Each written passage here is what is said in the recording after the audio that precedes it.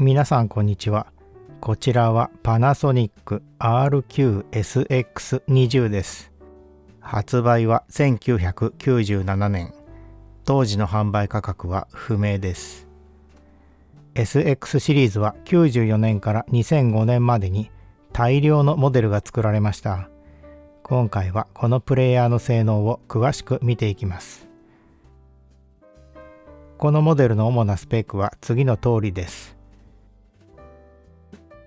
薄型軽量でポケットにすっぽり入ります。便利な頭出しサーチがついていました。ドルビー B を搭載していて、ハイポジやメタルテープに対応していました。前回はプレイヤーを修理する様子をご覧いただきました。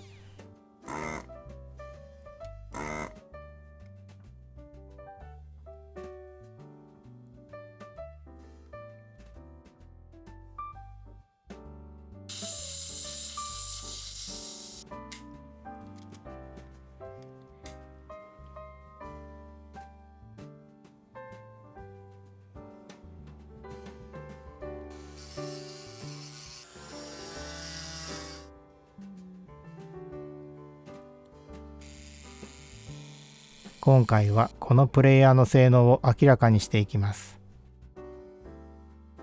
今回の測定条件は次の通りです。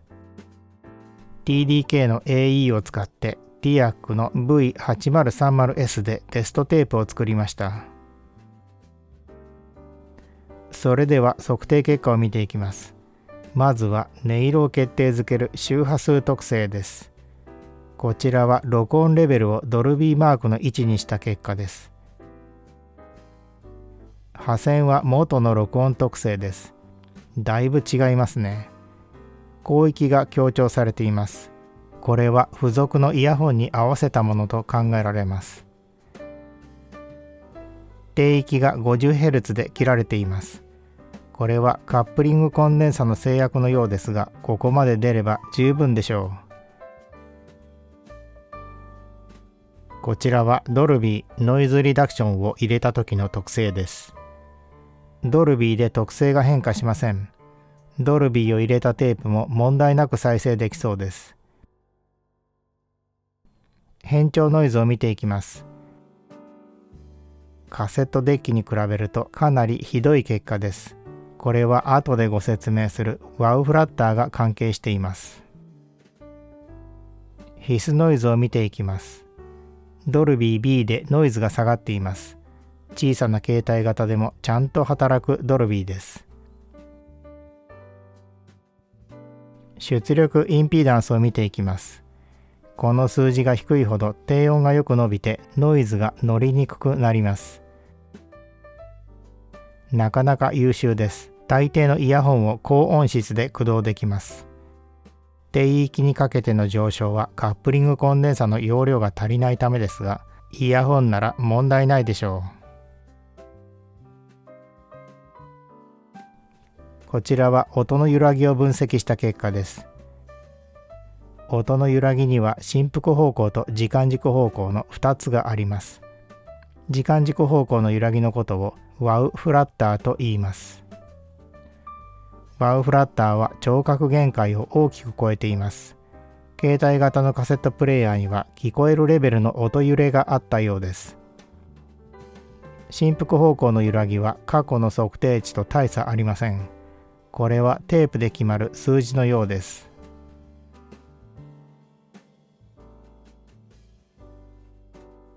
このモデルには2箇所のテープガイドでアジマスを自動調整する機構がついていました。こちらはテープを再生した時のアジマスの様子です。アジマスが完全に合っている時、45度一直線になりますが、楕円になるくらいなら問題ありません。この結果からするとそこそこ合っています。再生方向をリバースしても同じ程度です。携帯型のプレイヤーならこれで十分でしょう。このプレイヤーの音を聞いてみましょう。今からお聞きいただくのは次の音です。1番の原音は音楽ソースそのものです。YouTube の配信では CD 並みの音質になります。2番はこのプレイヤーの音です。ドルビー B をかけて作ったテープを再生します。携帯型カセットプレイヤーの音はどうだったか。それではどうぞ。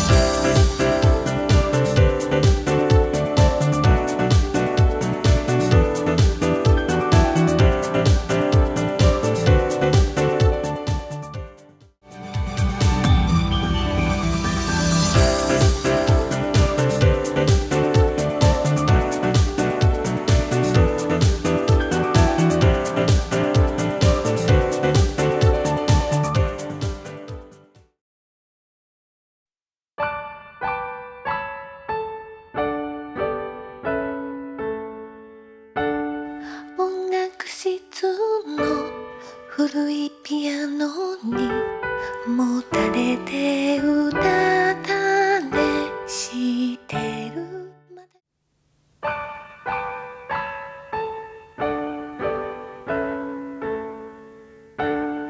音楽室の古いピアノにもたれて歌ったねしてる。以上の結果をまとめると次の通りです。携帯型カセットプレイヤーの課題はワウフラッターでした。他には大きな問題が見当たりません。アジマスはオートアジマスヘッドで解決しているし、ヘッドホンアンプの性能も悪くありません。カセットプレイヤーならこれで十分です。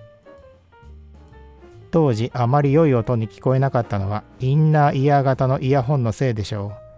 このタイプのイヤホンには音質が望めません。携帯型カセットプレイヤーが修理不能になる要因にギア割れがあります。今回のプレイヤーにはギア割れがありませんでした。パナソニックのモデルは復元しやすい作りなのかもしれません。